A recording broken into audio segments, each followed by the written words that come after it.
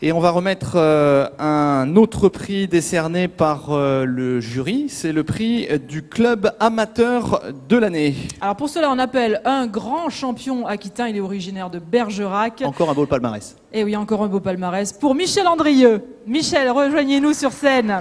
Effectivement, l'aviron, double champion du monde, champion olympique en 2000 et médaillé de bronze à Atlanta, c'était en 96. Bravo.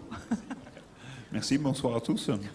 Michel Andrieux, on va beaucoup parler des Jeux Olympiques tout au long de cette soirée.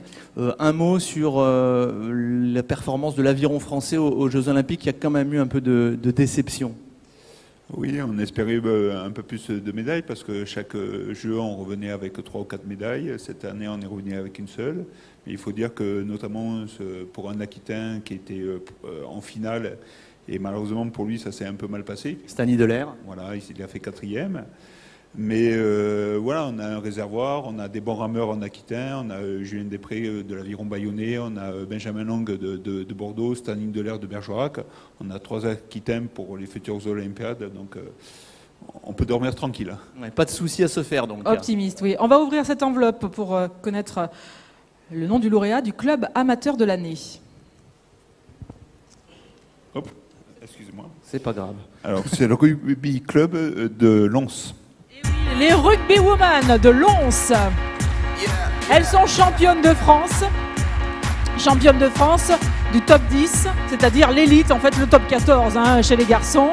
Et on va les recevoir sur scène. Ah, elles sont là-haut aussi. Ils voilà. Et elles sont là-haut.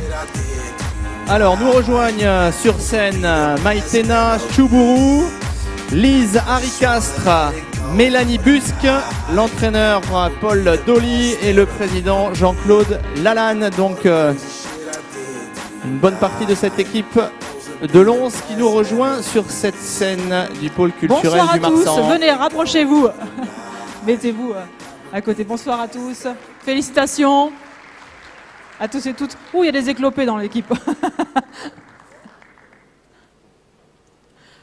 Bon alors, qui était lors de la finale du 10 juin? Qui était présente? Tout le monde? Bon, les filles, faut me raconter parce que le 10 juin dernier, pour la première fois, le club soulève un bouclier. Vous êtes championne de France. C'était face à Montpellier, 10-14, c'est ça? C'est ça. J'y étais pas, mais chez tout, alors c'est énorme. Comment ça s'est passé? Comment vous l'avez vécu ce jour magnifique? Moi, d'un point de vue personnel, c'est vrai que les images qu'on a vues là au début m'ont fait penser à pas mal de choses qu'on a vécues nous.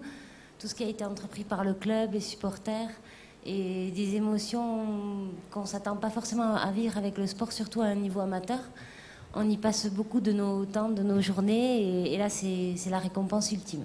Oui, parce qu'il faut dire, vous êtes amateurs, hein, tous. Vous travaillez, et puis le soir, vous allez vous entraîner, vous faites des kilomètres, c'est ça, hein? C'est ça, c'est tout à fait ça. Le top 10, c'est le plus haut niveau chez les filles. Donc, qu'est-ce qu'il vous reste à faire encore? Moi, plus rien, j'ai pris les grandes vacances. Donc, il faut demander aux jeunes qui... Oui, parce qu'il y a ce titre, effectivement, ce bouclier ramené la saison dernière, mais on vous sent encore affamé, puisque quand on regarde le classement, vous êtes première, il y a eu un petit accroc, je crois, récemment, mais vous êtes en tête de ce top 10. Oui, c'est vrai qu'on a bien débuté les championnats sur 6 journées, c'est ça, 5 victoires, donc voilà, un petit accroc à Lille, forcément.